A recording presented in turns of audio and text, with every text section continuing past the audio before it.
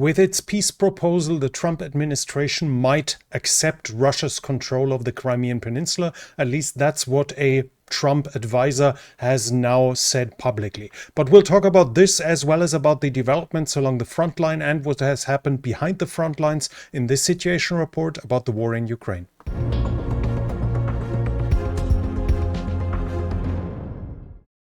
Ukraine has struck the oil refinery in Saratov. As we can see here, a fire is burning in the background here. The Ukrainians have hit it with drones. The Ukrainians are also saying the refineries in Volgograd, Ilsky, Krasnodar Krai and Yaisky are currently being shut down to allow for repairs that were necessary after Ukrainian air attacks with drones. The Aleksinsky chemical plant in Tula was also attacked a couple of hours ago and hit with up to 10 drones, according to reports. And there's video evidence of damage being done to this as well, showing that the Ukrainians have hit another important plant inside of Russia.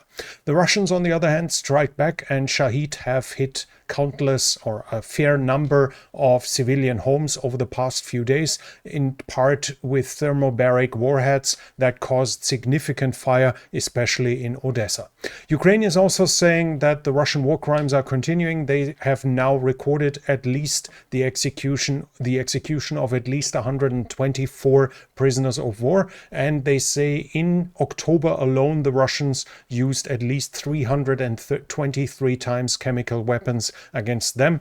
Just to remind you, Russia has signed the Chemical Weapons Convention and has ratified it, so its usage of chemical weapons is another clear war crime. Let's switch over to the developments along the front line, and here we go to Kursk and start there first, and there we have a Ukrainian advance. The Ukrainians have advanced somewhat in Novoye Vanovka. This is barely an advance at all, to be perfectly honest. They have pushed somewhat in this direction here, probably gained a house or two, but the interesting part is that's it. That's all we see from Kursk is the Ukrainians a little further than they have been before. Other than that, the front line seems to be stable. So we switch over right away to Kharkiv, and nothing new here either. No change in territory that I can record. Fighting is being reported, mostly smaller attacks with infantry, but fighting continues. Still though, no change in territory. Then we switch to the Eastern Front, and here the Russians have advanced south of Verkhnoukamyansk. At Kolesnikivka. That's the first one. They are at Kolesnikivka. This is right where they have crossed over, where they've reached the Oskil River. They are now extending their control along the banks towards the north. Here we have them now geolocated in the next town to the north in Kolesnikivka, basically solidifying their control over the eastern bank of the Oskil Reservoir at this point here. But that's already it again from the Eastern Front. North of the Seversky Donetsk, we switch over to the southern part, to the area south of the Seversky Donetsk, and here is Verkhnoukamyansk, and the Russians have somewhat advanced to the south of it.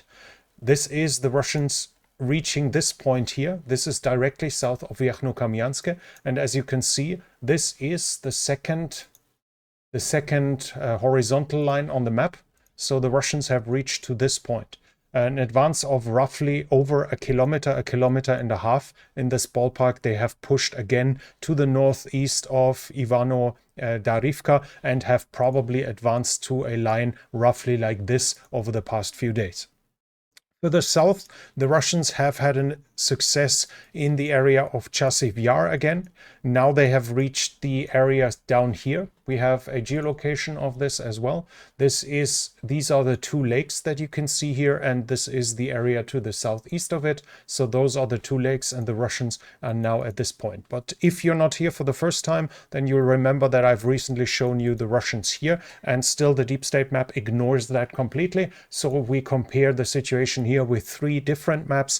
This is the pro-Russian map from Crimea Caprice, which is purely focused on geolocation. So despite it clearly being pro-Russian, it feels to me from what I've seen to be fairly accurate. This shows the situation here. This is the Suryak map I am not completely sure which side he favors more, but he's also working with geolocations showing this, the line of control here. And as you can see, both of them more or less give the eastern bank of the Seversky Donetsk Canal to the Russians. And this is the pro-Ukrainian map from Petrenko. He's showing this here and still ignoring the advance to the south here. And he's not handing over the control here yet, even though I showed you like even a month ago already that the Russians were already operating here at the canal. Regardless, we switch further south towards Toretsk, New York. No change in territory here either over the last 3 days. Then we move to the area of Pokrovsk. Here the Russians have advanced north of Selidove along the road here.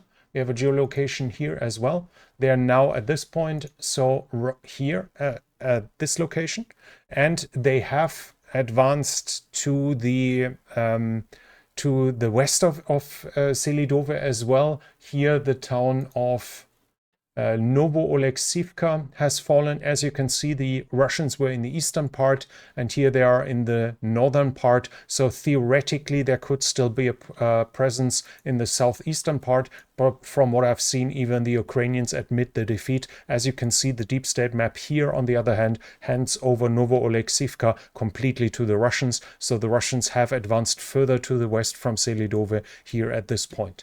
We switch over to the southern region in the direction of Kurakhove. Here we have the Russians in Novoselidivka.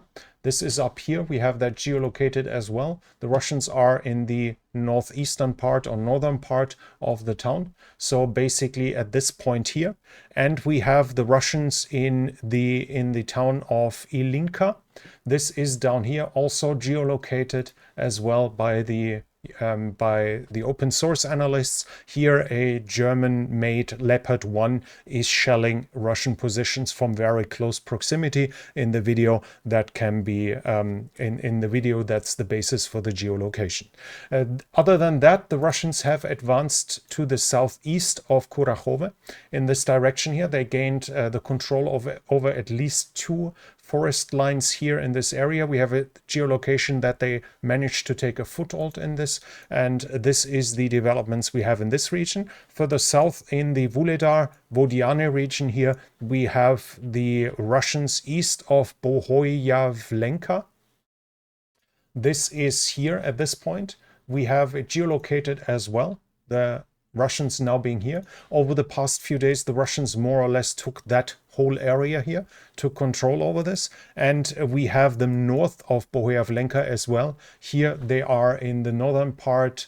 We have 2 geolocations directly north of it, and here one close to the reservoirs at Trudove. So the Ukrainians have been pushed back in this area here and in this area as well.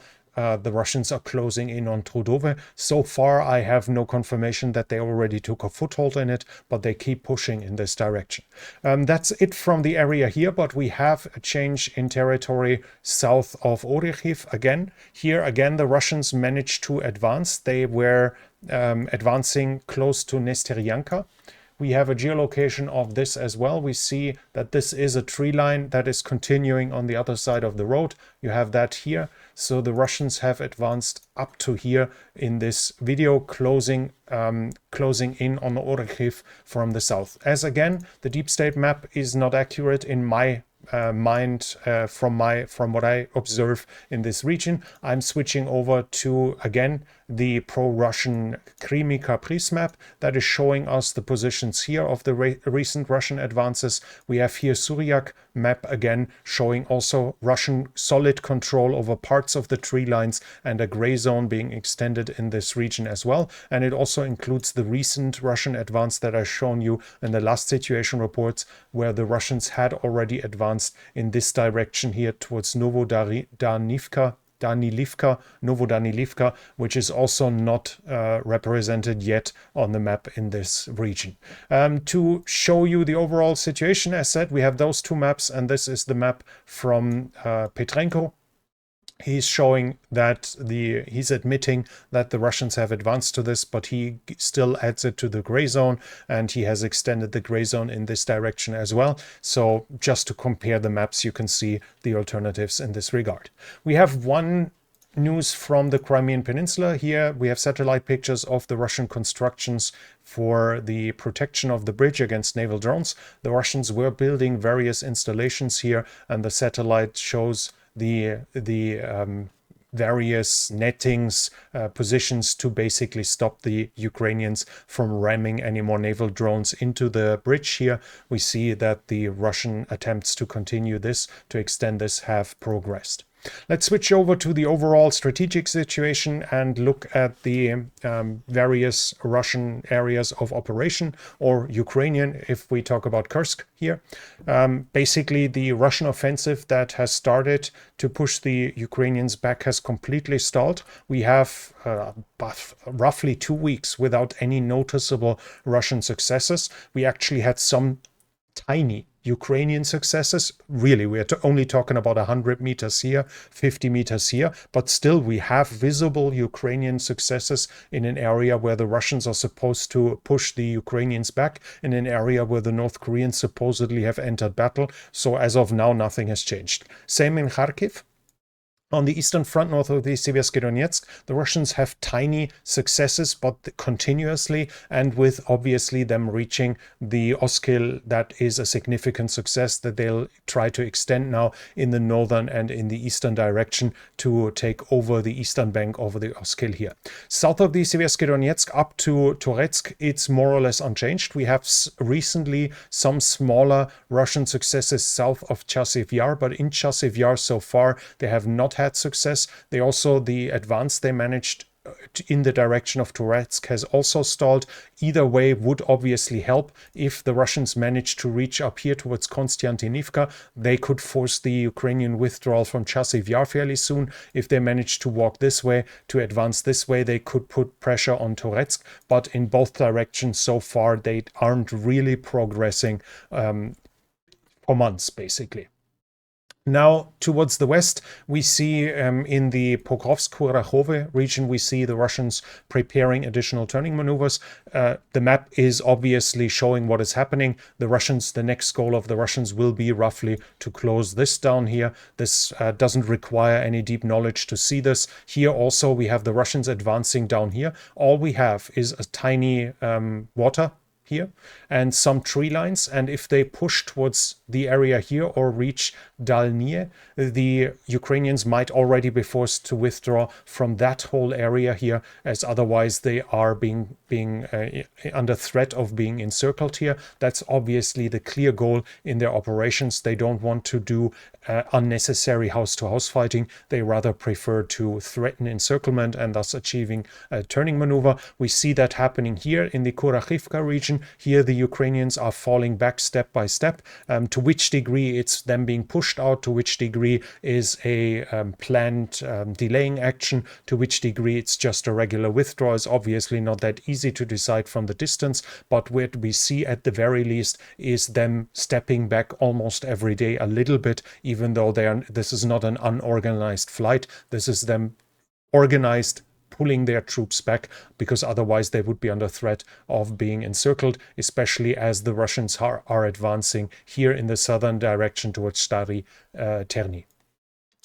In the Zaporizhzhia region is the last point. The front is getting more active. We have now 2 days, twice we have Russian advances in the direction, once in this direction, once in this direction here. The local soldiers are also saying the Russians are getting reinforcements. They expect a bigger Russian offensive. And obviously the big goal here would be the city of Zaporizhzhia, which is only roughly 30 kilometers away from the front line. So the Russians are fairly close to another oblast capital here. That might be a likely point of their intended advance in the near future. But how long the war will last will obviously also depend on other factors, not just along the front line. And here we have now the report that Crimea is gone. Trump advisor says focus must be on peace over regaining territory in Ukraine. This was to be expected, that the Trump administration is giving up Crimean Peninsula. But now I'm going to lose a few more subscribers like I did with my last video. At the same time, I have to ask, have those that are complaining now actually done what they can to prevent this? Do you think You as a viewer, do you think that Scholz, the German chancellor, and Joe Biden, the American president, the two most important supporters of Ukraine in regards to their capabilities, do you think they did everything to allow Ukraine to keep the Crimean Peninsula or to regain it? If so, then why would they wait so long with the delivery of armed vehicles? The right time to start delivering offensive weapons, as they were called, weapons ideal for offensive operations, would have been after roughly 3 months of the war, after the Battle of Kiev, where we all knew the war would continue not just for 3 months, but probably for a year or longer. That would have been the right moment to start thinking and to start beginning the delivery of tanks, of planes, of all those weapons that could allow the Ukrainians to gain the overall initiative and to win the war. On the other hand, it took a year until Western tanks were even promised. It took even longer for them to be delivered. The US initially tried to avoid like hell to deliver Abrams tanks, despite them having the biggest stockpile in the Western world of modern tanks. The explanation was they are too difficult to maintain, and that might be true. I read some arguments, for instance, from a former tanker and former general that was commanding Abrams. So there seems to be credence for that, and that in other nations where Abrams operated, it's usually contractors who do the maintaining. So they are actually not capable of maintaining them themselves. So it might have not been the perfect tank for Ukraine. But the moment the US announced 31, why just 31? Why not more? Once you start the whole process of starting the supply chain, the maintenance circle, the maintenance problems, then the number is only so much of an additional problem as you already have to set everything up. Then we have to ask when were ATACMS delivered and why so late? We know that the ATACMS first were delivered several months after the beginning of the Ukrainian counteroffensive. They immediately took out Russian combat helicopters, those helicopters that were picking off the Ukrainian armored forces one by one at the beginning of the Ukrainian counteroffensive, causing heavy losses. And the US had those ATACMS in storage. They weren't even producing them. They weren't even using them in their active units. They were ready to be delivered for months, for years probably, and they weren't handed over. You all remember that how much the US were begging for cluster munitions. You know that they weren't delivered for a long time, despite them already being used by both sides since the beginning of the war, even at a point where the Ukrainians wouldn't even have enough conventional shells anymore. So they had the choice of not shooting at all or cluster munitions, and still the US hesitated to hand it over. Up to today, there are still limitations on how the Ukrainians can use the Western weapons up to today. And I mostly mentioned the US, but obviously the tanks was also Germany, especially in regards to the Leopard 1 and the Leopard 2, basically the old two standard tanks of NATO, where Germany stopped any delivery. And as we all know, Germany has up to today refused to hand over the Taurus cruise missile to Ukraine as well. So if we see that the Germans and the US both have refused to hand over Ukraine the necessary weapons, it's kind of hypocrisy to now complain that a Trump advisor says Crimea is lost if you yourself have never done the necessary steps to actually allow Ukraine to gain it. At least since summer of 2023, it should be clear that Crimea is militarily probably lost, with the failure of the summer offensive, and which was basically stopped after 6 to what was it, the most 15 kilometers, maybe 20, 25, but a far cry away from anything that would have to be achieved to even have a chance of regaining Crimea. At least until then, it was clear that regaining Crimea is highly unlikely, and thus admitting that, acknowledging this, should be far less outrageous than it currently is being presented. But I made a 40-minute video about the potential attempts to achieve peace through Donald Trump that is going to be published on this channel in the coming few days. The Patreons and the channel members will see it somewhat early. I'll look for a window. It's currently in the cutting process. I'll go through all the potential peace plans and the motivations that could have led to this. So it's a fairly long video, but I hope it's going to be worth it. But still, as said, I think the justification to complain about the the potential developments in regards to Ukraine would be far more credible if those who are voicing them had before done what was necessary. And as we all know, the goal from Scholz and from Biden was to prevent a Ukrainian defeat, but also to prevent a Ukrainian victory. They never did the necessary steps to allow Ukraine to actually win the war when Ukraine had a chance to do that. And in the end, it was just prolonging the war in hoping that that will somehow lead to a good outcome. And yeah, we'll have to see how that continues to go here. But I said last video cost me a couple of subscribers because I wasn't foaming in front of my mouth when I mentioned Trump. So I guess I might lose a few more here, but I'll do the channel. And I will say, and I will continue to say what I think is right, even if that doesn't please everyone here. So thank you for being here, to those who feel this to be a reason to leave me. Other than that, we have talks about troop generation, and that's actually fairly funny. We have a Russian member of parliament saying that the Russians are currently, it was a phone call that was recorded and he admitted it's authentic. It said that the Russian volunteers are mainly superfluous people that are not productive in society. We talked about it in the past. It was obvious, like the prison recruits is basically a win-win for the government. First of all, the prisons get more empty. And secondly, everyone who falls fighting the Ukrainians will no longer be able to commit crimes. And at the same time now with the volunteers, the people who join up are mostly those with debt, mostly those with bad jobs, mostly those that are unemployed, that have other issues, and they are being used to treat Ukraine, and thus apparently leads to the conclusion in some parts of Russian society that it's some kind of cleansing the society by getting rid of the unneeded and unwanted parts of that country.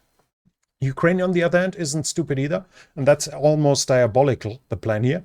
According to this, he's the foreign correspondent for The Economist.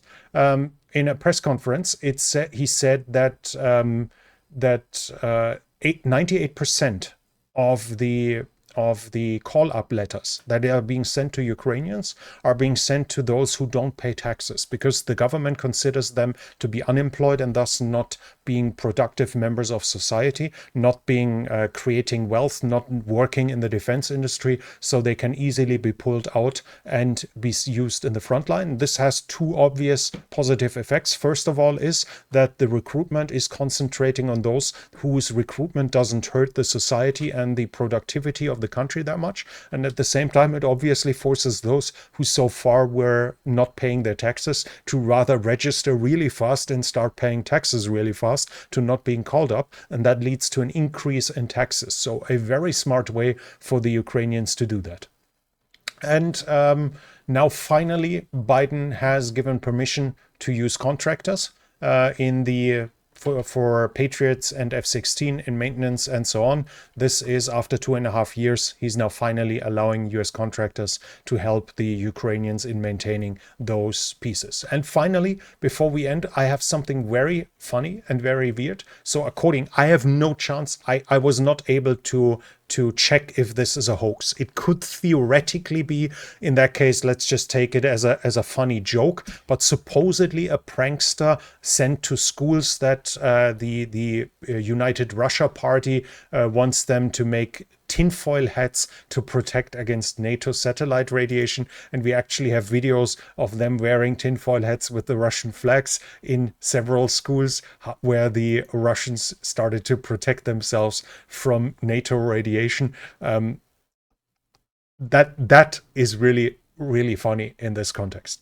But that was already it from me for now for this situation report. If you liked it, please give it a thumbs up. It really helps with the algorithm. Leave a comment in the comment section if you have something to add, or if you disagree with me with my criticism of Biden and of Scholz, which should not be new to anyone.